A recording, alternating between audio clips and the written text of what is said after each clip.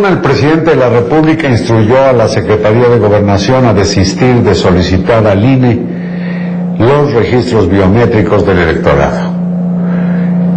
Sin embargo, la cédula de identidad para todos los mexicanos sigue siendo un pendiente que no ha cumplido el Estado mexicano, y por eso vale la pena escuchar lo que platiqué sobre el tema con el consejero Ciro Murayama. Buenas noches. Está conmigo el consejero electoral Ciro Murayama. Carlos, te agradezco mucho. Al contrario. De nueva cuenta, ahora porque el miércoles de la semana pasada, los responsables del INE y de la Secretaría de Gobernación sostuvieron una reunión para tratar el tema de que se le demanda al Instituto Nacional Electoral la entrega de, no sé si del padrón electoral o de los datos biométricos o de qué.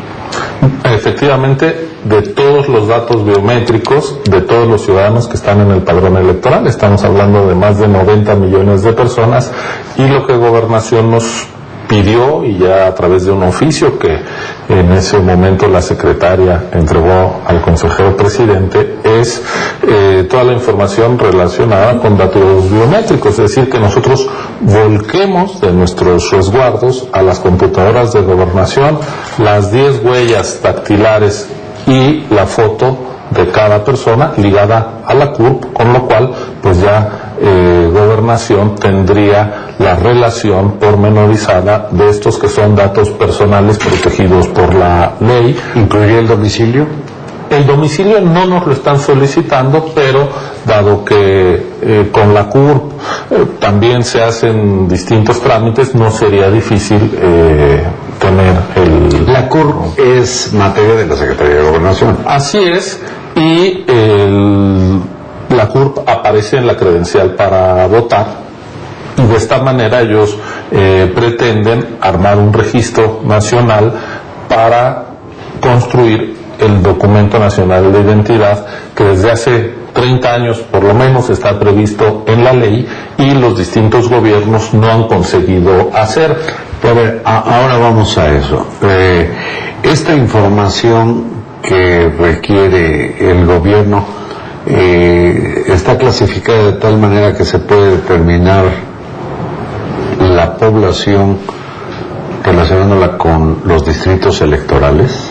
Si hacen cruces con las direcciones, con otras bases de datos, sería posible. Nosotros, independientemente de que lo hagan o no, decimos que no hay base legal para que nosotros le entreguemos a Gobernación esos datos. ¿Por qué?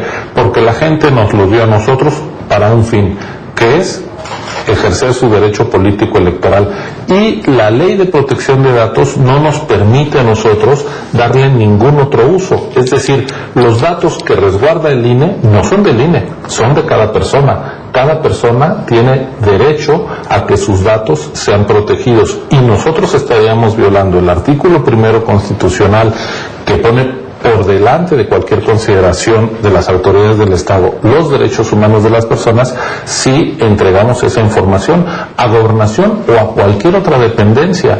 Nosotros no podemos estar manipulando, trasladando esos datos como si no hubiera personas con derechos detrás de ellos. Entonces, lo que le dijimos a Gobernación es que no es posible, no es no.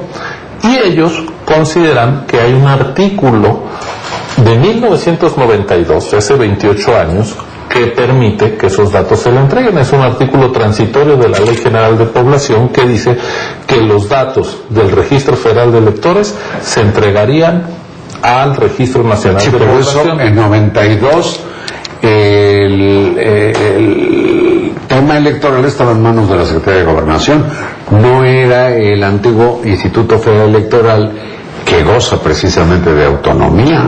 En efecto, ya había nacido el IFE, pero fue en 1996 cuando se ciudadaniza de plena autonomía constitucional. En aquel entonces, cuando ellos invocan el artículo de 1992, el Registro Federal de Electores pertenecía al IFE, que el IFE entonces era presidido por el secretario de Gobernación, Sí. y el Registro Nacional de Población sigue en Gobernación. Después de eso, nuestro marco jurídico, nuestra democracia se ha fortalecido y los derechos de la gente se han robustecido. Entonces la autoridad electoral se salió totalmente de Gobernación, se creó como un órgano constitucional autónomo. Además, después se desarrollaron todos los derechos de protección de datos, que en 92 no estaban ni contemplados en nuestras normas, y los datos biométricos son unos datos que para que se entreguen necesariamente se necesita el consentimiento del titular de esos datos, que es cada persona. A Entonces, eso voy. imposible que se los demos. Yo al registrarme para tener esta, ¿cómo le llamas? Credencial de elector, Credencial para votar con fotografía. acudí a una oficina del Instituto Nacional Electoral, no fui a la Secretaría de Gobernación. Y entiendo que parte del problema es el uso que le pueda dar otra entidad del Estado mexicano, en este caso una dependencia del Ejecutivo, a la información que yo le proporcioné al INE. Aunque lo hicieran con buenos propósitos, yo no puedo entregar tus datos. Nosotros no A menos debemos. que los registrados lo autorizáramos. Así es, porque son los titulares de ese derecho. Y si no, el gobierno no tiene derecho a agandallarse la datos que información tenemos nosotros. que la ciudadanía le confía a una institución autónoma. Así es, nosotros además hemos ido avanzando en proteger los datos.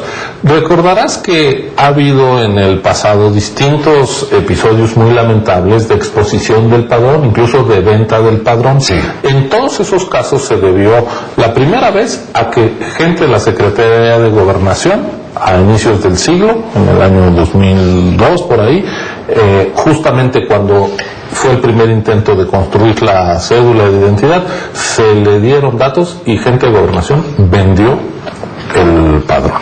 Fueron consignados. Después fueron los partidos políticos, porque ellos tenían derecho a recibir el padrón para verificar que estuviera bien hecho, que no hubiera rasurados, que no hubiera gente registrada doble. Y lo que hicimos desde 2016, es decir, en efecto los partidos tienen derecho a revisar el padrón, lo consultan in situ, pero ya no se les entrega. Desde entonces acabamos con la exposición de datos del padrón. Lo que nos están pidiendo es que los datos más sensibles, porque tú me dices la dirección, quizá tus huellas, todo esto es un dato más sensible, los biométricos, porque de casa puedes cambiar, de huellas no vas a cambiar, es decir, si esos datos son mal utilizados, tu identidad queda comprometida.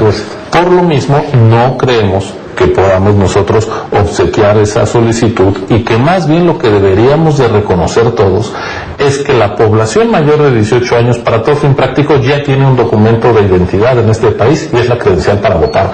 La usamos para ir al banco, la usamos para tomar un avión, la usamos para 1000 trámites ante instituciones públicas y Y privadas. la renovamos precisamente por esa necesidad. Así es, cada 10 años, y por eso tenemos un padrón de enorme calidad. Lo que le hemos dicho a Gobernación es: ustedes quieren avanzar para un tema en donde el Estado mexicano sí ha sido omiso, que es dar un documento de identidad a los menores, y es un asunto muy grave, porque los menores puede haber tráfico. Perdón, no es el Estado el que ha fallado, han sido los distintos gobiernos los que no han cumplido con esa obligación prevista por la ley. Ha sido el Porque Ejecutivo. sí hay una ley de población que implica que el gobierno haga un registro específico para otorgar la cédula de identidad. Así es, no lo han hecho, y lo que pretenden es ahora acceder a nuestra base de datos. Sí, con la tarea Lo ya que hecha decimos por es: una entidad autónoma. no pongamos en riesgo la confianza que la gente ya le tiene a su documento de identidad en los hechos, que es la credencial para votar. Y si necesitan avanzar en la expedición de un documento, que puede ser en plástico o digital, de identidad para los menores, el INE está dispuesto. Tenemos prácticamente 1000 módulos en el país, 6000 personas que trabajan de lunes a sábado tramitando credenciales. Nosotros entregamos más de 16 millones de credenciales con esa que acabas de mostrar. Podríamos avanzar en la identificación de los menores para que ellos estén resguardados. ¿Cómo lo van a hacer si no? En este gobierno que tanto se habla de austeridad, ¿para qué crean una estructura paralela sin experiencia, sin confianza, sin haberlo hecho nunca? Nosotros les ofrecemos que podemos empezar a atender la identidad de los menores de edad. Ahí tenemos una vía de avance, de conversación entre el INE y Gobernación, sin que ello implique renunciar a nuestra autonomía ni entregar los datos que son de los ciudadanos. No, pues desde mi punto de vista serían sujetos de una demanda, de una denuncia, porque yo diría, ¿y por qué le das los míos? Una sola persona puede poner contra la pared. Y lo que les hemos dicho es, a ver, otros gobiernos, ya con ese transitorio, el de Felipe Calderón, el de Enrique Peña Nieto, pidieron esos datos y el IFE y el INE siempre dijeron que no. ¿Qué le estamos diciendo al gobierno de Morena? Lo mismo. No es que nosotros tengamos algo contra el gobierno de Morena, es que nosotros como órgano autónomo y como una autoridad obligada a resguardar y a proteger los datos de la ciudadanía, a todos les decimos lo mismo. No es posible. Ahora, perdón, hay tantas bases de datos, no tan grandes quizás como la del INE, pero los menores de 18 años están registrados por distintas instancias de la administración pública. El registro civil, cuando se va a tramitar, ya pasados algunos años, la CURP, etcétera. Tienen sus actas de nacimiento, están en la SEP, su cruce, lo que no tienen o es hacen un una documento. especie de, pues no sé, un llamado a que la población vaya para efectos de una cédula de No identidad. tienen infraestructura, no existe infraestructura para emitir ese documento de identidad. La única institución del Estado mexicano que tiene presencia a nivel nacional para hacer algo así ya está instalado. Es el INE, por eso nuestra oferta. Y para los mayores de edad, para los ciudadanos, pues todos tenemos nuestra credencial, la renovamos, la usamos no solo cada 3 años cuando son las elecciones. Entonces yo creo que lo sensato es no querer empezar desde cero cuando ya tienes una institución que da ese servicio. La gente le tiene confianza al INE, las instituciones públicas y privadas tienen confianza en esta credencial.